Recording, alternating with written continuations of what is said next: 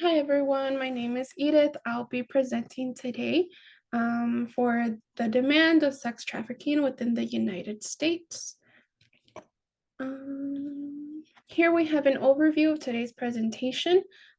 First, we'll go over what sex trafficking is, and we'll take a look into real-world perspective and solutions to end the demand for sex trafficking and the Nordic model.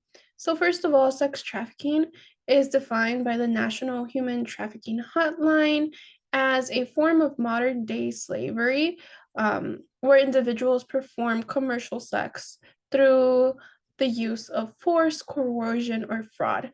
Now, for any individual under the age of 18, making them a minor, um, force, coercion, and fraud do not have to be proven because they are minors and minors cannot consent to any form of sex.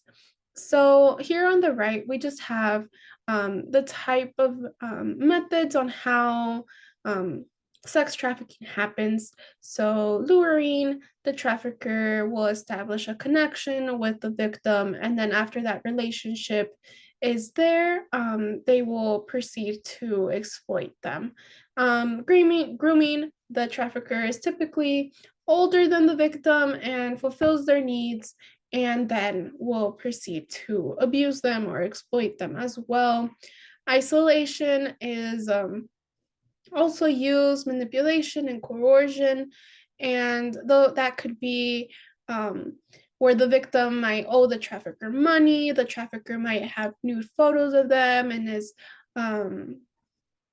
threatening them that they'll post them or send them to their church, where they work, things like that, their family members.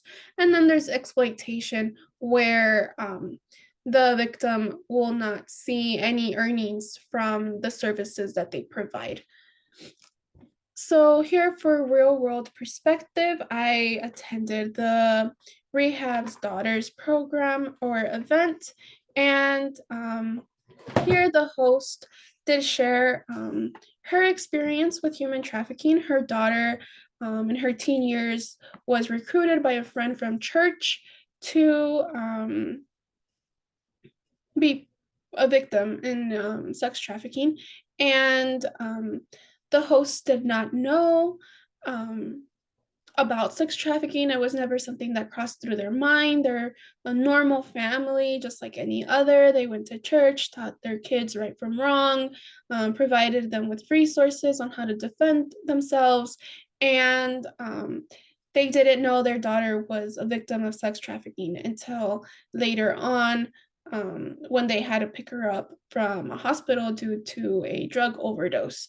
So it just goes to show that um, it is very prevalent and very real. This can happen to anyone. It doesn't matter their race, age, gender, anything. I provided the 24-hour hotline number in case anybody would need it. They have services offered nationwide, including Arizona, and their website is also on here in case anybody would like to volunteer or find more information. The demand for sex trafficking, it comes from the top, being the buyer. The buyer is the one who fuels the market with their money, and this money is later used to recruit or lure in new victims. Throughout the world, there are 40.3 million victims of sex trafficking, and the earnings for this is $150 billion. It is the second largest trafficking enterprise following drug trafficking, and this really does vary in ages and genders and shapes and sizes of people. There is, however, a significant higher demand for women and children. Um, so the ages within children do seem to be getting significantly lower with time passing. So it is important to also keep that in mind. Here we have some solutions to end sex trafficking. So first one being education, educating our children, ourselves, teachers on signs and symptoms that can be shown on children, on teenagers, in community colleges, universities, as well as educating employers, letting them know that buyers usually use their time at work around 2 p.m., as stated at the Rehab Daughters event. They use that time to make sure they have their appointment to buy commercial sex secured. And they do use their computers at work and the Wi-Fi and things like that. So educating employers and letting them know that things like that do happen so that they can limit the access of internet that their employers use.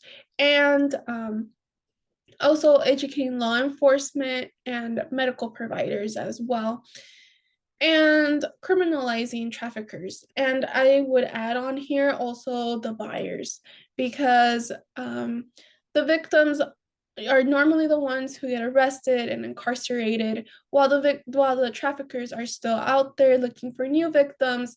A year in the United States, there are around 15,000 to 50,000 new victims of sex trafficking, and that number just keeps adding on every year. It's very hard to have a specific number, because sex trafficking can happen anywhere. It's not just the commercial sex that we typically think of on the street. It can happen within a person's own home, hotels, really anywhere. So here we have the Nordic model.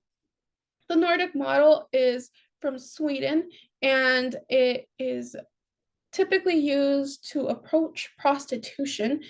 And here I believe this could be very resourceful to combat sex trafficking, because it combines both education and criminalizing traffickers as well as the buyers. As we can see here on the right, it criminalizes the buyers, decriminalizes prostitutes as well, we could say victims of sex trafficking. And it also provides help to these victims to get out. It's very hard for them to get back into a normal lifestyle and to detach from trauma bonds that were formed with their traffickers. And trauma bonds are very hard to detach from, because victims see their trafficker as someone who provides from them, but also puts them in harm's way and exploits them. That is why centers like Rehab's Daughters is very important, because they help victims also with not only physical aspects, but also mental aspects of the abuse. And the Nordic model also spreads awareness and education campaigns for the public, because it really does take a village to combat something like any type of human trafficking. There is not just a one-way streak to approach it, but many different methods that have to be combined together. And here in conclusion, just as a reminder to keep in mind that this can happen to anyone. It doesn't matter the race or the age or gender. I truly do believe that in order to combat sex trafficking, we do have to make commercial sex illegal, even though there are people who do prefer to sell commercial sex in order to make a living. That just sends a wrong message to buyers, because buyers don't really care if the person is committing these services against their own will or because they want to. They are just interested in receiving the service that they are buying, that they are paying for. So it's just to keep in mind that this does take a village to see some long lasting results. And even if it's something small, like educating ourselves and then educating people around us, it is something that will still have an impact. And here I just have my citations.